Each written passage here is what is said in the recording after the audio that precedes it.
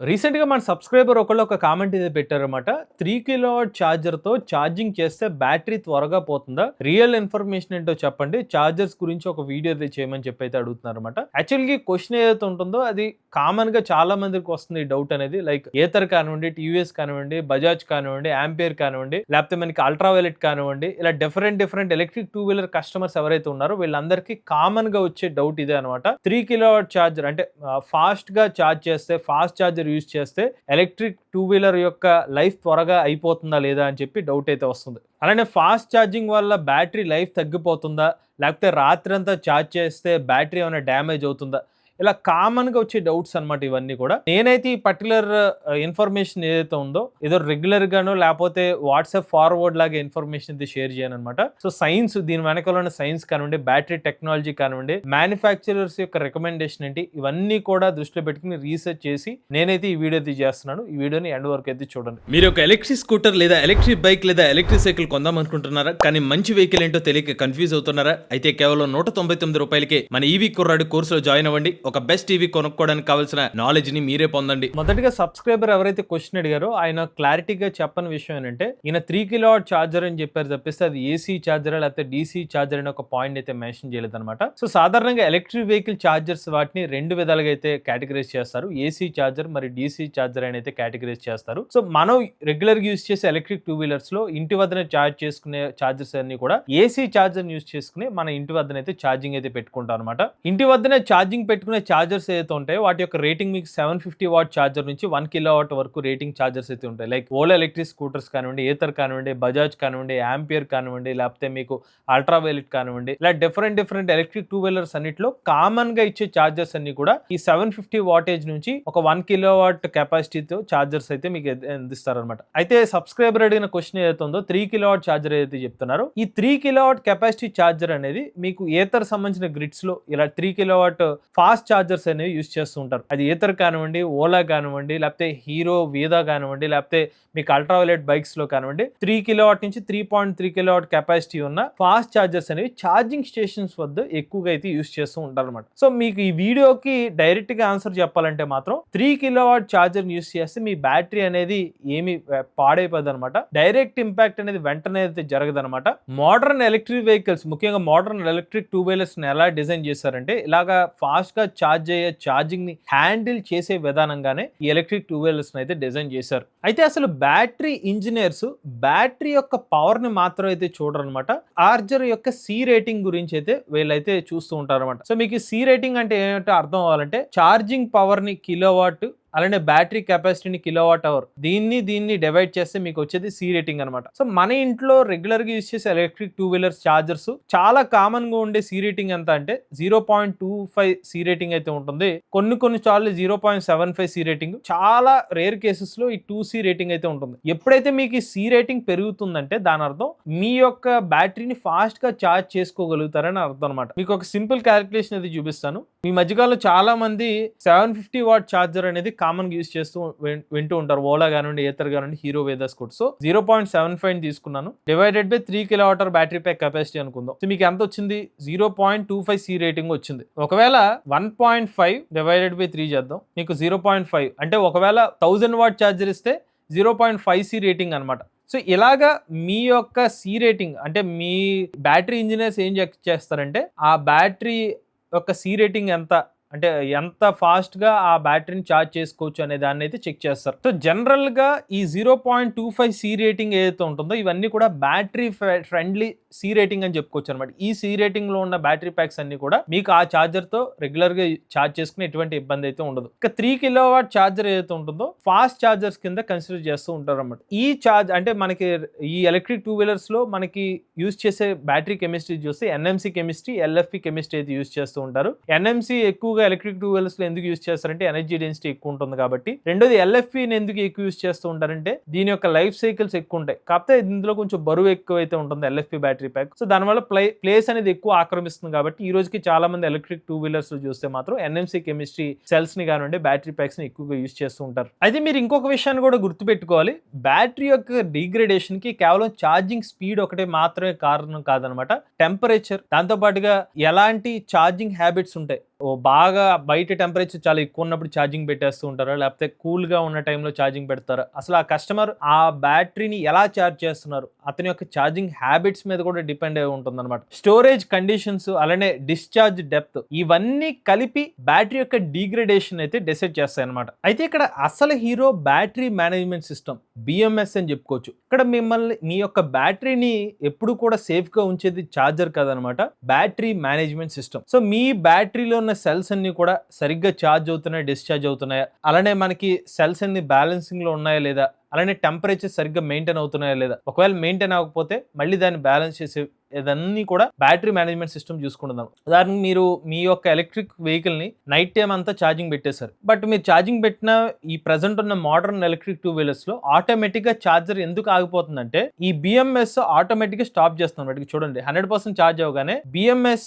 Isolated switches అనేది open చేస్తుంది, అప్పుడు జీరో కరెంట్ అనేది బ్యాటరీస్ లోకి ఎంటర్ అవుతుంది అనమాట. సో అలా BMS లో ఈ పర్టికులర్ ప్రోగ్రామ్ అయితే రాస్తారు అనమాట. సో అలానే ఎంత పర్సెంటేజ్ వచ్చినప్పుడు ఎంత స్పీడ్ గా ఛార్జ్ అవ్వాలి, సో ఒక 80% దాటే తర్వాత కొంచెం స్లోగా ఛార్జ్ అవ్వాలి, 30% నుంచి 80% లోపల అయితే కొంచెం ఎక్కువగా ఫాస్ట్ గా అయితే ఛార్జ్ అవ్వచ్చు, అంతా కూడా BMS మానిటరింగ్ చేసుకుంటుంది. రెండోది థర్మల్ ప్రొటెక్షన్ అనమాట. ఉదాహరణకి మీరు థ్రాటిల్ రెస్పాన్స్ బాగా పీక్ పవర్ యూస్ చేసుకుంటే ఎక్కువ యూస్ చేస్తున్నారు, దీనివల్ల ఏమవుతుందంటే మోటార్ మీద కానివ్వండి బ్యాటరీ మీద ప్రెషర్ పెరిగిపోతూ వచ్చింది అనుకోండి, ఆ టైంలో ఏం చేస్తుందంటే బ్యాటరీ ఆ సిగ్నల్ వెళ్తూ ఉంటుందన్నమాట ఈ BMS కి. సో బాగా క్రిటికల్ స్టేటస్ లోకి వెళ్ళింది, థ్రాటిల్ లో సంబంధించిన ఏదైతే పవర్ ఎక్కువ తీసేసుకుంటున్నారు కాబట్టి కొంచెం బ్యాలెన్స్ చేయి, లేకపోతే కొంచెం వెహికల్ అనేది స్లో డౌన్ చేయి పర్ఫార్మెన్స్ ని, అన్ని రెస్పాన్స్ ఇస్తుంది. ఎందుకంటే బ్యాటరీని సేఫ్ గా ఉంచాలని చెప్పి ఇది చూసుకునేది BMS.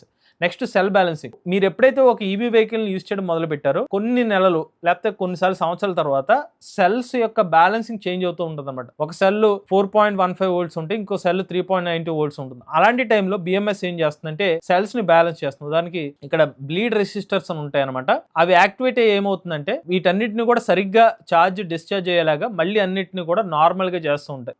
అది కూడా చేసే పని BMS అనమాట. సో దీంతో పాటుగా ఒక లాజిక్ కూడా మీరు ఆలోచించండి. ఏథర్ ఎనర్జీ కంపెనీ వాళ్ళు తమ ఏథర్ గ్రిడ్స్ ని ఏర్పాటు చేసుకున్నారు, ఓలా ఎలక్ట్రిక్ కంపెనీ వాళ్ళు Ola hyper charging station network ని ఏర్పాటు చేశారు, అలానే అల్ట్రావైలెట్ కంపెనీ వాళ్ళు కూడా తమ ఓన్ ఛార్జింగ్ స్టేషన్ నెట్వర్క్ ని ఏర్పాటు చేసుకుంటున్నారు. అసలు వీళ్ళు ఎందుకని నిజంగా రిస్క్ లాగా ఉన్న ఫాస్ట్ ఛార్జర్స్ ని ఎందుకు ఏర్పాటు చేస్తారు? ఆ కంపెనీ వాళ్ళు నిజంగా ఏమైనా వారంటీ క్లెయిమ్స్ ఇష్యూస్ వచ్చినా, రేపు పొద్దున్న ఏమైనా బ్యాటరీ రిలేటెడ్ ఇష్యూస్ వస్తాయి అంటే ఈ ఫాస్ట్ ఛార్జింగ్ వల్ల నిజంగా బ్యాటరీ ఇష్యూసే వస్తాయి, అసలు కంపెనీ వాళ్ళే ముందు అవి పెట్టరు కదా. కాబట్టి ఇక్కడ మ్యానుఫ్యాక్చరర్స్ ఏదైతే డెవలప్ చేశారో ఆ ఛార్జర్స్ అన్ని కూడా అప్రూవ్డ్ సేఫ్టీ లెవెల్స్ లో ఉన్న ఛార్జర్స్ ని మాత్రమే అక్కడ ఛార్జింగ్ స్టేషన్స్ దగ్గర అయితే ఏర్పాటు చేస్తూ ఉంటారు. రెండోది చాలా ముఖ్యమైన విషయం అంటే చాలా మంది ఛార్జర్ ఫాస్ట్ గా ఛార్జ్ చేయడం అదొక విలన్ అనుకుంటారు, కానీ నిజమైన విలన్ ఒకటైతే ఉన్నదన్నమాట, అదే టెంపరేచర్ అనమాట. మీకు రెండు సినారియోస్ ఇది చెప్తాను. ఒక వ్యక్తి తన యొక్క ఎలక్ట్రిక్ స్కూటర్ ని నీడ ప్రాంతంలో పార్క్ చేశారు, అతను స్కూటర్ B అనుకుందాం. ఒక వ్యక్తి డైరెక్ట్ గా సన్ లైట్ ని ఎక్కువగా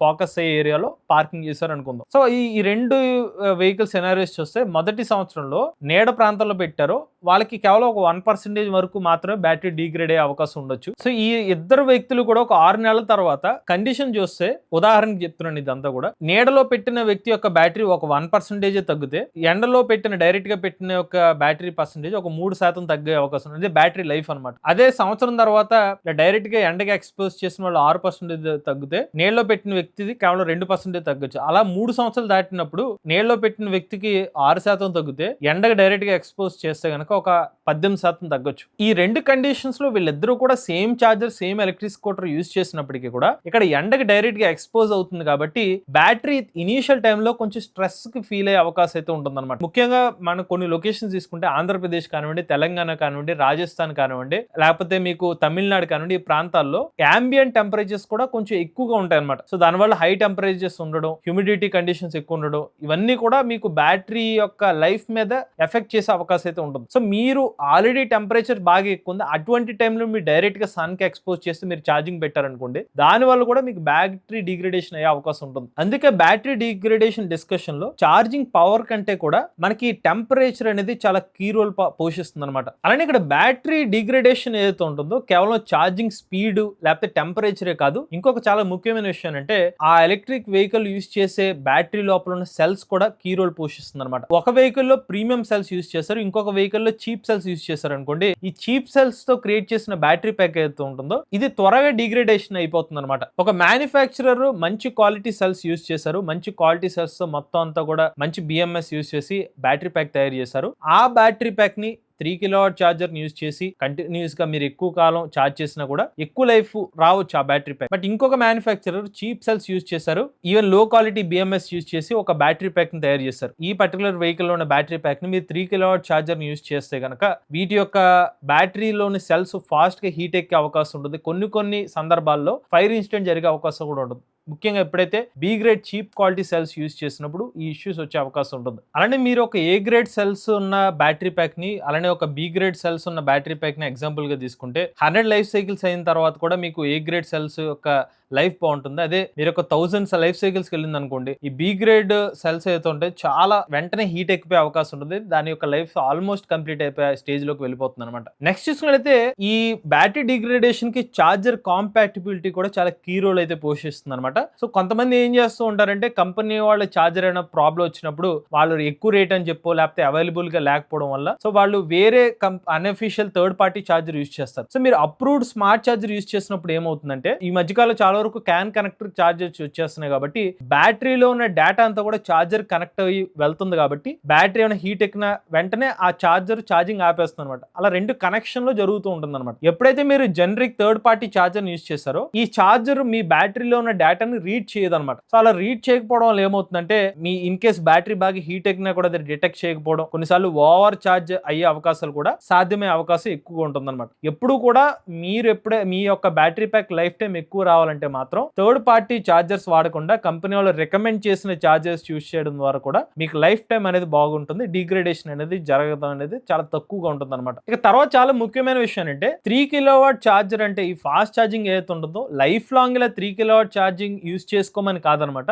కంపెనీ వాళ్ళు ఈ ఫాస్ట్ ఛార్జర్ అనేది ఒక కన్వీనియన్స్ కోసం యూజ్ చేసుకోమని చెప్తూ ఉంటారు. జనరల్ గా కంపెనీ వాళ్ళు రికమెండ్ చేసేది హోమ్ ఛార్జర్, ఎందుకంటే ఆ బ్యాటరీ ప్యాక్ యొక్క లైఫ్ ఎక్కువ కాలం రావాలనే ఉద్దేశంతో ఎక్కువ కంపెనీస్ 750 వాట్ ఛార్జర్ లేకపోతే మ్యాక్సిమం అనుకుంటే ఒక 1000 వాట్ ఛార్జర్ లేకపోతే కొంతమంది 500 వాట్ ఛార్జర్ ఇస్తూ ఉంటారు. దీనివల్ల ఏంటంటే బ్యాటరీ యొక్క లైఫ్ బాగుంటుంది, వారంటీ క్లెయిమ్స్ అనేది తగ్గుతాయి కాబట్టి కంపెనీ వాళ్ళు రికమెండ్ చేస్తారు అనమాట. అందులో కూడా కస్టమర్స్ ఎవరైతే ఈవీ వెహికల్ ఛార్జ్ చేస్తారో వాళ్ళు కూడా తమ సైడ్ కొన్ని జాగ్రత్తలు పాటిస్తే కనుక వాళ్ళ యొక్క లైఫ్ టైమ్ ని పెంచుకునే అవకాశం ఉంటుంది. సో మీరు కనుక 20 to 80% రేంజ్ మధ్యలో ఎక్కువగా ఛార్జ్ చేస్తూ ఉంటే కనుక మీ లైఫ్ టైం చూస్తే 5 years కి దాని యొక్క డిగ్రేడేషన్ కర్వ్ ఎలా ఉంటే 0 to 100% వరకు మీరు పదే స్టేట్ ఆఫ్ చార్జ్ డిశ్చార్జ్ చేస్తే దాని యొక్క డిగ్రేడేషన్ కర్వ్ ఎలా ఉంటుంది అనమాట. సో 20 to 80% మధ్యలో మీరు ఎప్పుడైతే ఛార్జ్ చేస్తూ ఉంటారో మీ యొక్క బ్యాటరీ ప్యాక్ లైఫ్ టైం బాగుంటుంది. మీరు చూడొచ్చు దీని కర్వ్ ఎలా ఉందో చూడండి, స్లైట్ గా డౌన్ అయింది. అదే 0 to 100% చూడండి చాలా గ్రాడ్యువల్ తగ్గుతూ వస్తుంది అనమాట. ఇంకోటి మీరు